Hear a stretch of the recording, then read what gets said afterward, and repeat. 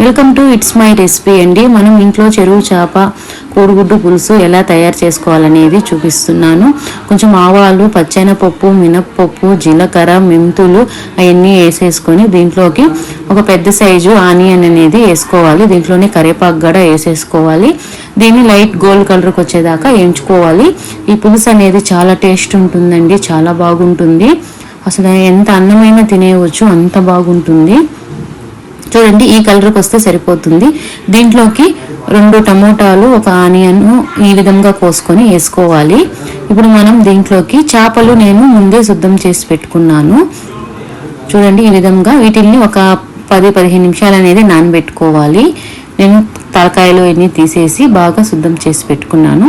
ఇప్పుడు ఇవి దీంట్లో వేసేసుకొని మనం కొంచెం కలుపుకొని దీంట్లోకి మనం ఉప్పు, కారం ఎన్ని వేసుకుందాము. చూడండి, పసుపు కూడా కొంచెంసేపు ఇట్లా కలుపుకోండి. ఇప్పుడు మనం దీంట్లోకి కారం మన టేస్ట్ని బట్టి కారం వేసుకోండి. నేనైతే ఒక 3 స్పూన్ల దాకా కారం వేసానండి. సాల్ట్, కల్లుప్పు వేసానండి. ఉప్పు చూసి వేసుకోండి, ఎందుకంటే చేపల్లో ఉప్పు ఉంటుంది. మళ్ళీ మనకి పులుసు ఉడికినాక మళ్ళీ మనకి ఉప్పు అనేది బయట వచ్చేస్తుంది.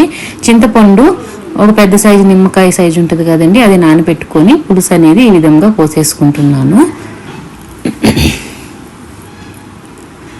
ఇప్పుడు బాగా మనం ఉడకబెట్టుకుందాము. చూడండి, నేను బాగా ఉడకబెట్టుకున్నాను. ఈ విధంగా ఉడకబెట్టుకుంటే సరిపోతుంది. ఇప్పుడు నేను దీంట్లోకి ఒక 10 కోడిగుడ్లు అనేది పెట్టుకొని పులుసులోనే వేసేస్తున్నాను.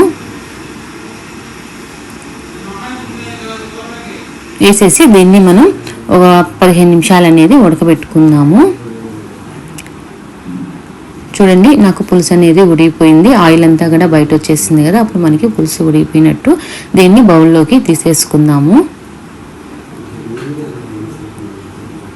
పులుసు రెడీ అయిపోయిందండి. నచ్చితే లైక్ చేయండి, షేర్ చేయండి. చాలా టేస్ట్గా ఉంటుందండి.